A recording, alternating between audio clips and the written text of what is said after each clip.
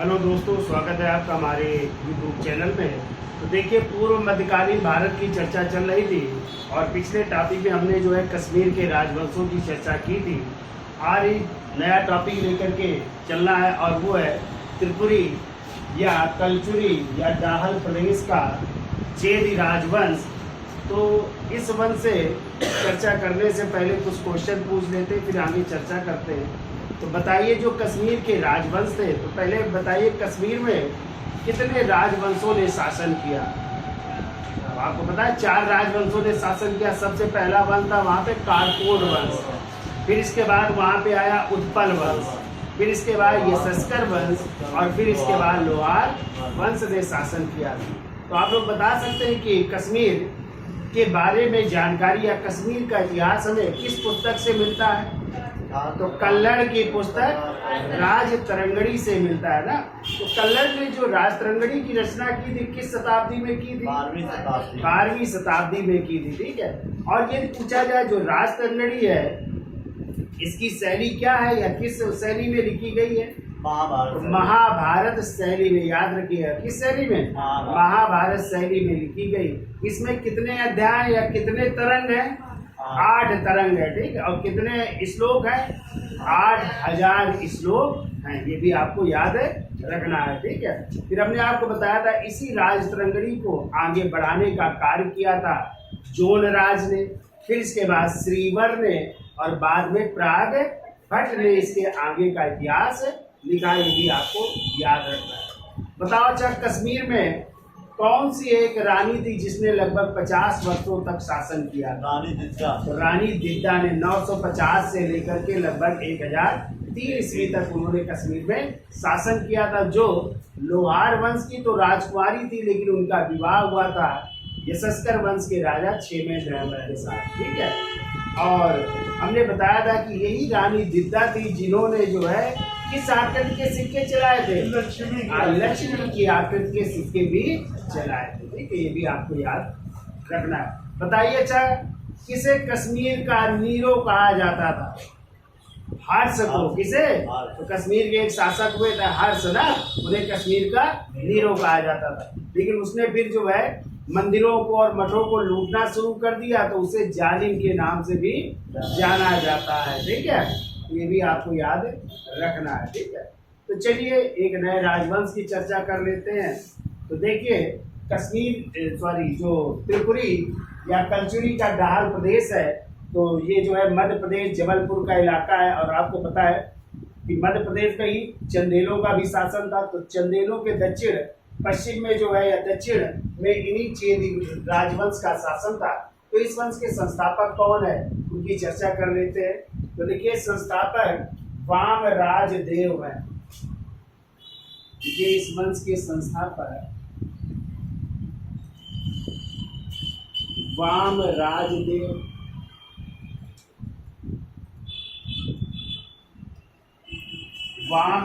देव है। ठीक है। यदि आ जाए वास्तविक संस्थापक कौन है, तो देखिए वास्तविक संस्थापक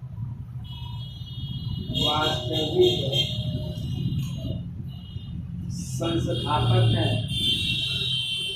कुक्कल प्रथम है। कुक्कल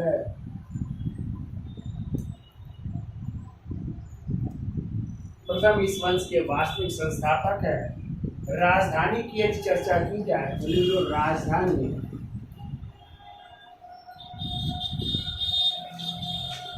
इनकी त्रिपुरी है। त्रिपुरी भी कह सकते हैं या इसी को दाहल भी कह सकते हैं या इसी को दाहल मंडल भी कह सकते हैं। कई नाम है, दाहल या दाहल मंडल भी कह सकते हैं।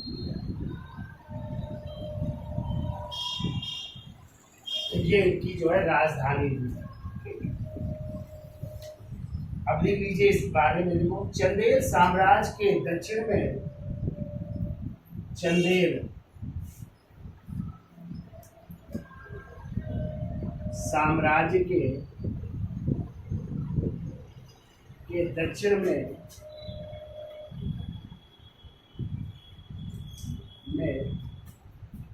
चेदी राजवंश स्थित था। दक्षिण में चेदी राजवंश स्थित था। तो इसकी राजधानी त्रिपुरी थी। इसकी राजधानी त्रिपुरी थी। तो राजधानी त्रिपुरी जिसकी पहचान, इसकी राजधानी त्रिपुरी थी जिसकी पहचान जबलपुर के निकट, जबलपुर के निकट एक गांव है टंबरपुर गांव, देखो जबलपुर के निकट टंबर ग्राम से की जाती है। टंबर ग्राम से की जाती है। कहते हैं ये त्रिपुरी राजधानी थी जो जबलपुर के निकट टंबर नामक ग्राम है। ठीक है, अगला पॉइंट लिखिए। देखो इस वंश का वास्तविक संस्थापक, जैसा कि हमने बताया, देखो इस वंश का वास्तविक संस्थापक कुक्कल प्रथम, कुक्कल प्रथम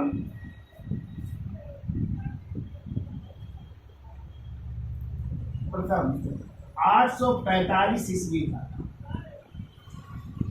845 ईस्वी था। और कुक्कल प्रथम ने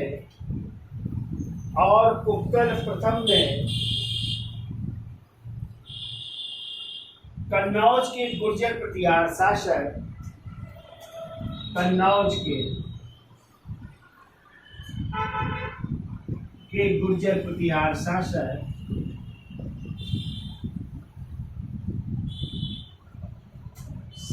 मिहिर भोज को पराजित किया। मिहिर भोज को पराजित किया।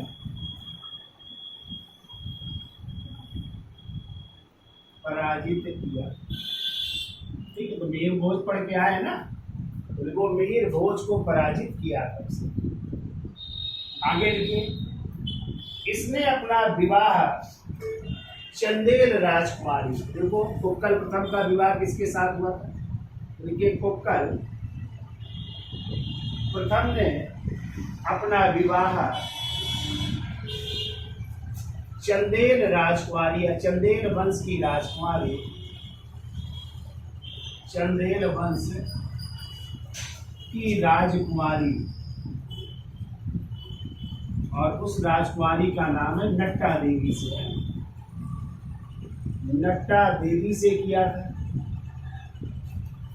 कुक्कल प्रथम ने अपना विवाह चंदेल वंश की राजकुमारी नट्टा देवी से किया था तथा अपनी पुत्री का विवाह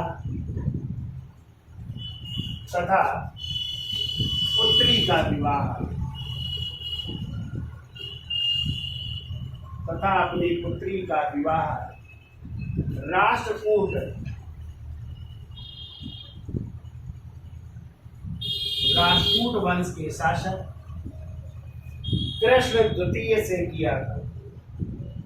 राष्ट्रकूट वंश के शासक कृष्ण द्वितीय से किया। ठीक है, अपना विवाह चंदेल वंश की राजकुमारी नट्टा देवी से और अपनी बेटी का विवाह जो है राष्ट्रकूट वंश के शासक कृष्ण द्वितीय के साथ किया था। ठीक है, अगला पॉइंट को देखो। कुक्कल के 18 पुत्रों में, कुक्कल प्रथम के 18 पुत्रों में ज्येष्ठ पुत्र यानी जो बड़ा बेटा, ज्येष्ठ पुत्र जिसका नाम था शंकरगढ़ शासक बना। ज्येष्ठ पुत्र शंकरगढ़ शासक बना और इसने अपनी पुत्री का विवाह यानी शंकरगढ़ ने अपनी पुत्री का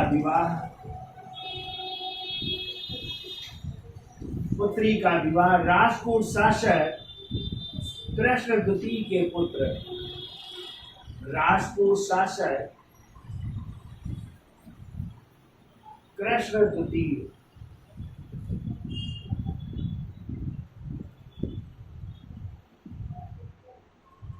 द्वितीय के पुत्र से किया था। कृष्ण द्वितीय के पुत्र से किया था। देखो, कुक्कल ने भी अपनी पुत्री का विवाह किसके साथ किया था? राजपूत वंश के शासक कृष्ण द्वितीय के साथ, और उन्हीं के बेटे के साथ फिर शंकरगढ़ में अपनी बेटी का, यानी बुआ भतीजी बाप बेटे को ब्याही। ठीक है, तो ऐसा कह सकते हैं ना, क्यों? तो बुआ और भतीजी जो है, तो इनकी जो है ये बुआ हुई ना, तो वो किसको भी आई? कृष्ण द्वितीय को, और फिर बेटे के साथ हो गई शादी, उस बेटी की शादी हो गई। ठीक है, ऐसा। देखो अगला पॉइंट, शंकरगढ़ के बाद क्रमशः शंकरगढ़ के बाद क्रमशः कौन कौन शासक बने? तो लिखिए, बालहर्ष और योगीराज प्रथम शासक हुए। बालीराज एवं दूसरे लिख लो योगीराज, या योगीराज को ही कहते हैं युवराज प्रथम है। युवराज प्रथम शासक बने, योगीराज या युवराज प्रथम शासक बने।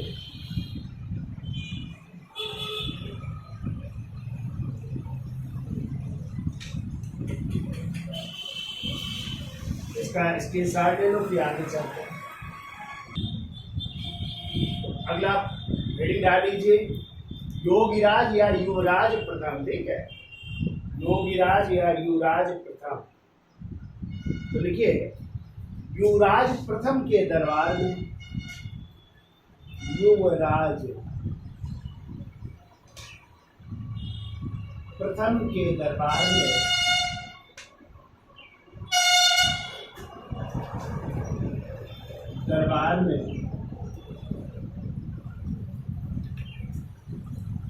राजशेखर निवास करते थे। राजशेखर निवास करते थे, जो कहाँ से आए थे? पीछे पढ़ के आए हैं आप लोग। किसके दरबार में रहते थे पहले राजशेखर? हमने पढ़ाया था, गुर्जर प्रतिहार शासक महेंद्र पाल, पढ़ा था ना। तो वहीं से आए थे। कन्नौज से कहाँ आ गए थे? फिर यही आ गए थे त्रिपुरी, और यही आकर के फिर राजशेखर ने, हमने एक किताब बताई थी कर्पूर मंजरी काव्य मीमांसा, और एक किताब बताई थी विद्वस्वाल भंजिका, बताई थी। तो विद्वस्वाल भंजिका की रचना उन्होंने यहीं पर आकर के की थी। ठीक है, कहाँ पे? त्रिपुरी जब आए थे, तो यहीं पे इस पुस्तक को लिखा था। तो ये याद रखिएगा। तो क्या लिखा? युवराज प्रथम के दरबार में राजशेखर निवास करते थे, जो कन्नौज से यहाँ आए, या कन्नौज से त्रिपुरी आए, जो कन्नौज से त्रिपुरी आए, और यहीं पर उन्होंने अपनी पुस्तक विद्वशाल भंजिका की रचना की।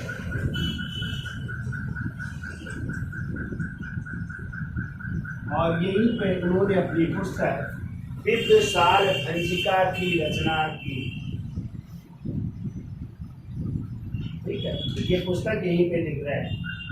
अब इसके अलावा और क्या कर रहे हैं? तो पाठ भी दे रहे हैं राजशेखर। देखो, राजशेखर ने युवराज प्रथम को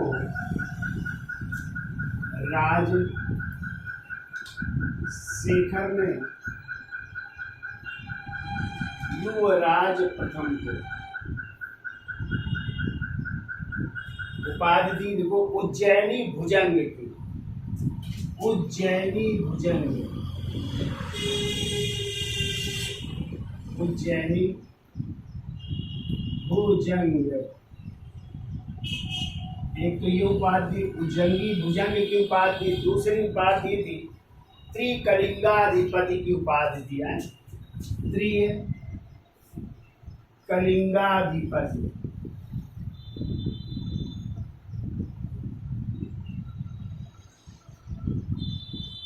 त्रिकलिंगाधिपति की भी उपाधि प्रदान की गई है। तो देखो, राजशेखर ने युवराज प्रथम को उज्जैनी भुजंग और त्रिरंगाधिपति की उपाधि प्रदान की। अगला पॉइंट को, युवराज प्रथम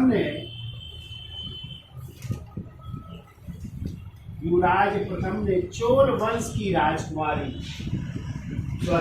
चालुक्य वंश की राजकुमारी, चोल नहीं है, चालुक्य वंश की राजकुमारी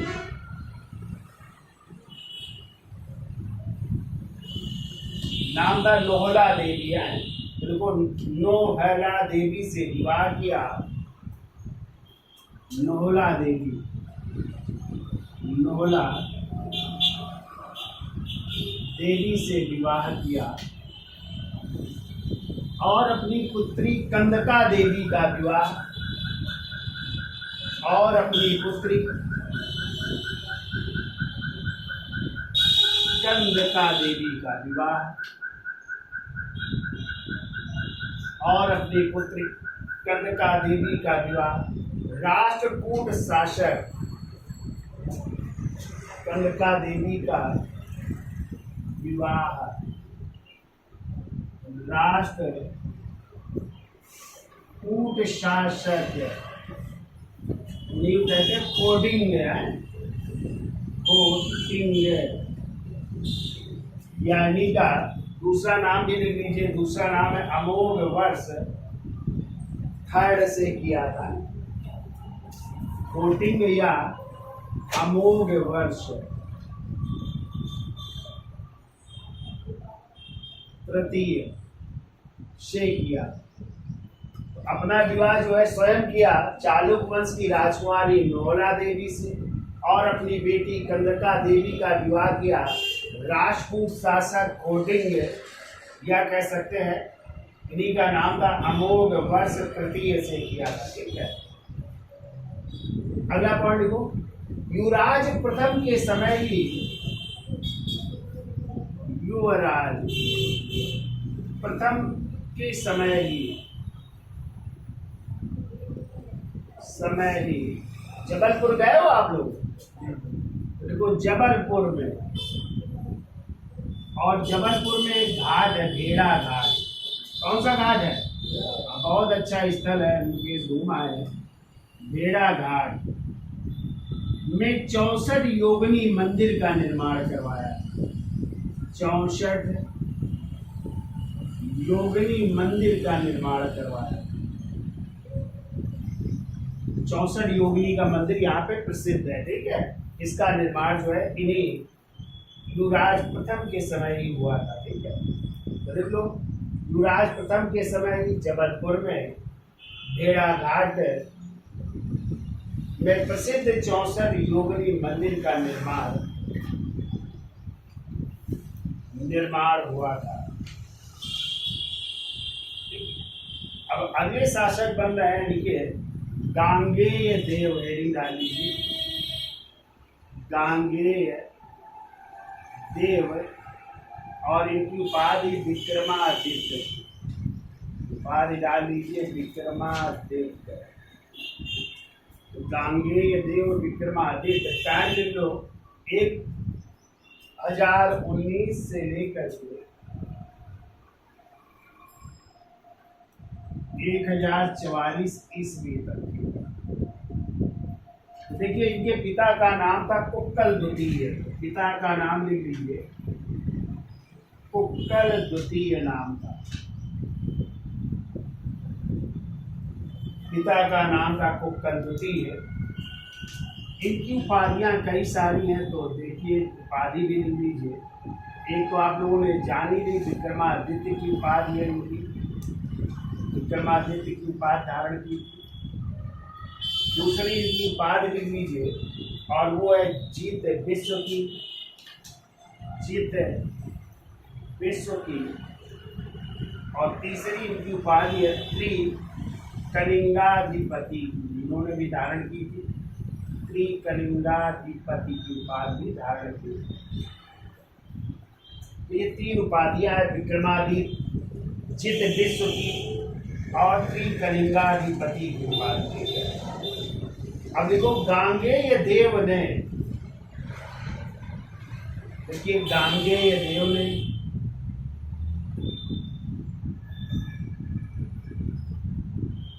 अंग, कामा उत्कल, कामा काशी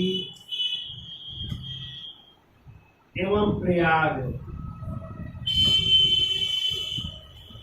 गांगेय देव ने अंग, कामा उत्कल, कामा काशी एवं प्रयाग को जीता और प्रयाग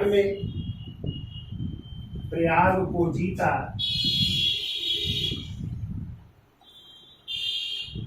और प्रयाग में अपना एक निज निवास स्थान बनाया,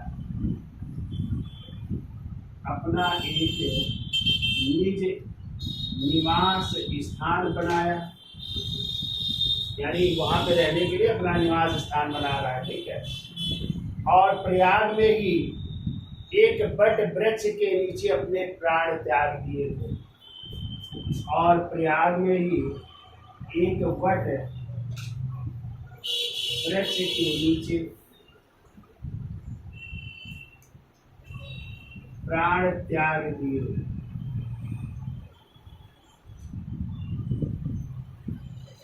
वट वृक्ष के नीचे प्राण त्याग दिए। अगला पॉइंट लिखो, देखो गांगेय देव कहते अपने गुरु की तरह वो पूजा करता था, किसको? चंदेल शासक विद्याधर की पूजा किया करता था अपने गुरु के समान। जैसे लोग गुरु की पूजा करते हैं, वैसे वो जो है चंदेल शासक कौन थे? विद्याधर, उनको अपने कैसे गुरु के समान पूजा करता था। ये भी क्वेश्चन आया हुआ तो याद रखिएगा। उनको गांगेय देव चंदेल शासक विद्याधर की, चंदेल शासक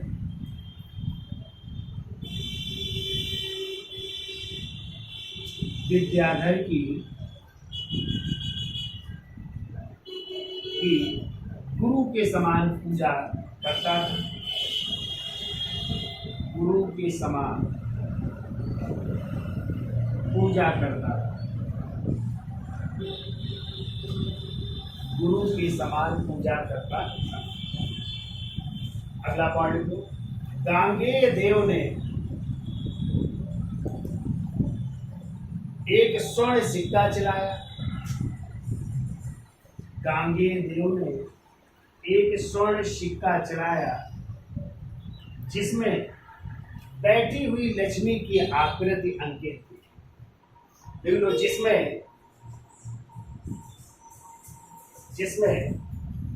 बैठी हुई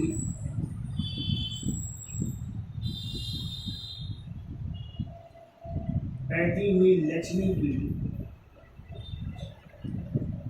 की आकृति अंकित थी। तो सोने के सिक्के में किसकी आकृति? बैठी हुई लक्ष्मी की आकृति के सिक्के चला।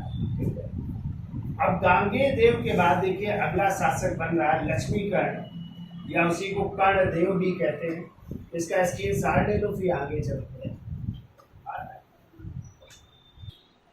तो देखिए गांगेय देव के बाद अगले शासक कौन बने? लक्ष्मीकर्ण, यानी को कर्णदेव कहते हैं, और इनका टाइम है 1041 से 1070 ईस्वी।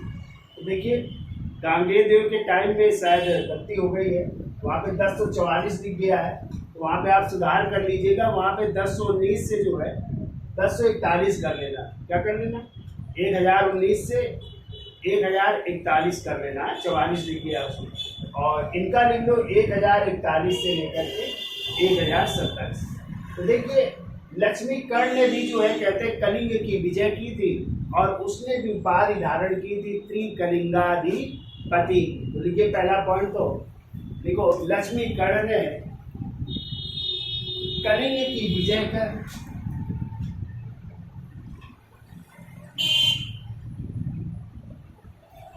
कलिंग की विजय करके त्रिकलिंगाधिपति की उपाधि धारण की। त्रिकलिंगाधिपति की उपाधि धारण की।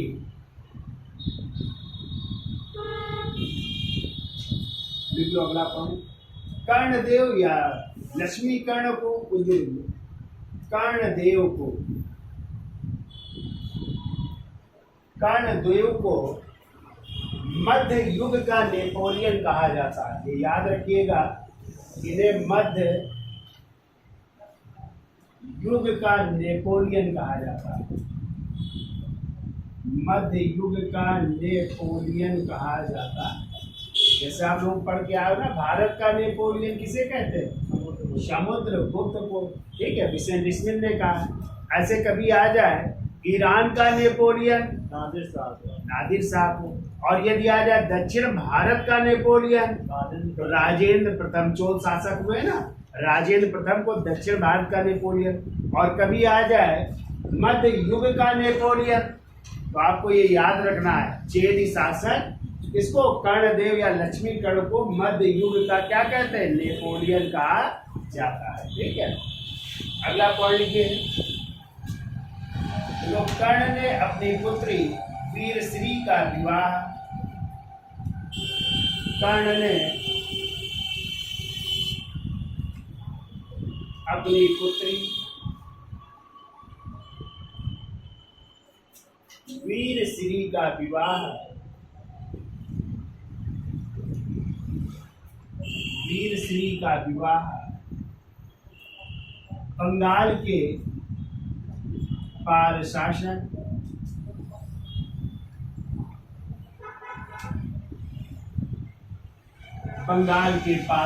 विग्रह पाल के साथ किया था। विग्रह पाल के साथ किया था। विग्रह पाल के साथ किया था। और स्वयं गूढ़ वंश की राजकुमारी, और स्वयं गूढ़ वंश की राजकुमारी, गूढ़ वंश की राजकुमारी आवल्य देवी से विवाह किया। आवल्य देवी से विवाह किया था, यानी स्वयं जो है अपना विवाह गूढ़ वंश की राजकुमारी आवल्य देवी से और अपनी बेटी वीरश्री का विवाह बंगाल के पाल शासक विग्रह पाल के साथ किया था। ठीक है, अगला पॉइंट देखो। गुजरात के शासक या गुजरात के चालुक्य शासक भीम के साथ मिलकर, गुजरात के चालुक्य शासक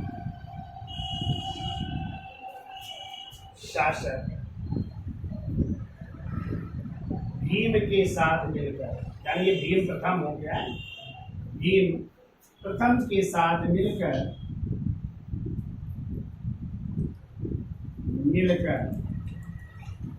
मालवा के परमार शासक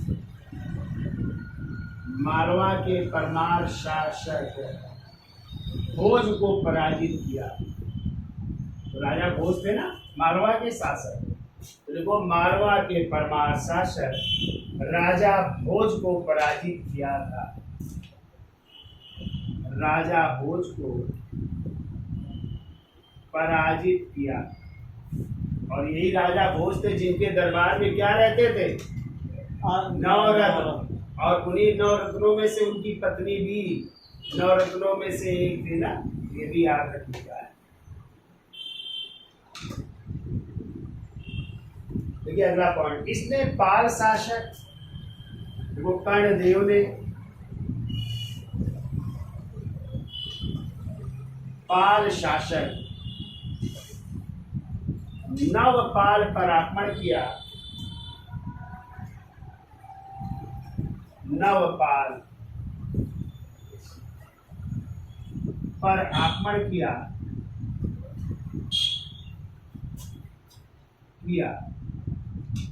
परंतु बौद्ध भिक्षु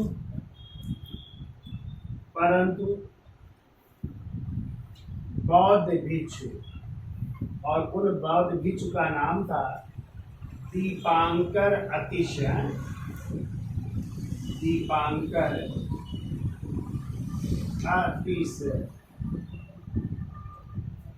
देखो इसमें कर्णदेव ने पाल शासक नवपाल पर आक्रमण किया, परंतु बौद्ध भिक्षु दीपांकर अतिश की मध्यस्थता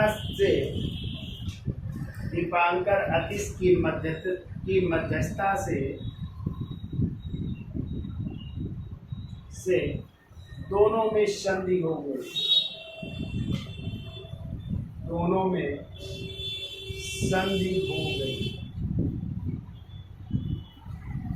संधि हो जा रही है।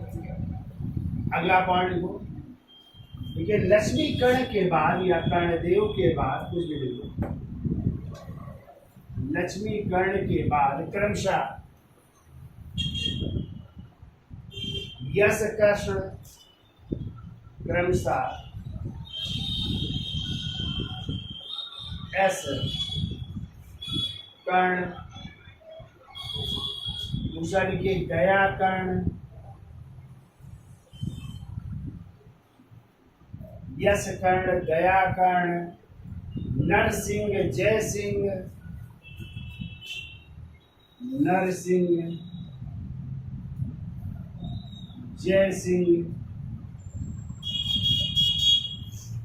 और विजय सिंह। नरसिंह, जय सिंह और विजय सिंह शासक हुए और 13वीं शताब्दी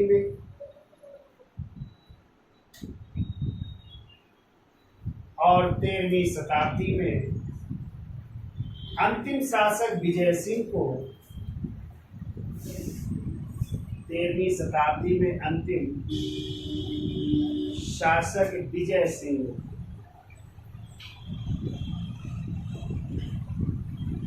को चंदेल शासक,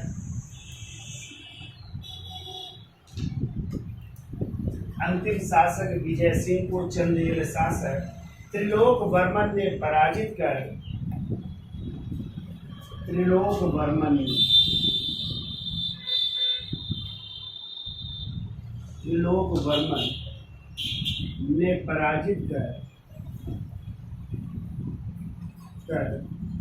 त्रिपुरी को अपने साम्राज्य में मिला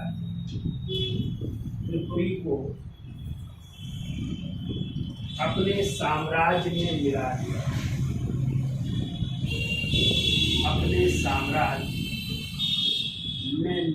तो इस तरह 13वीं शताब्दी के प्रारंभ में त्रिपुरी को जो है चंदेलों ने अपने साम्राज्य में मिला दिया। ठीक है, तो ये कहानी थी त्रिपुरी या कंचुरी के डाल प्रदेश के चेद राजवंश की ये शासक हुए। ठीक है, तो याद रखना लक्ष्मीकरण को मध्य युग का क्या कहते हैं, नेपोलियन भी कहा जाता है। ठीक है, अब एक नया टॉपिक है और वो है राष्ट्रकूट वंश। कौन सा वंश? राष्ट्रकूट वंश। तो राष्ट्र माने क्या होता है? प्रांत, और कूट माने पति। तो इस तरह राष्ट्रकूट को प्रांत पति भी कहते हैं। ठीक है, और कहते हैं राष्ट्रकूट वंश के जो संस्थापक थे वो थे दंतिदुर्ग। कौन थे?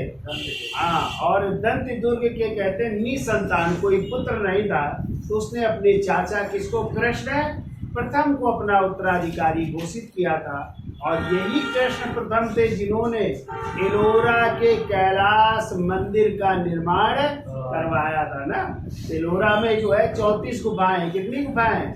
34, और 3 धर्मों का समन्वय है।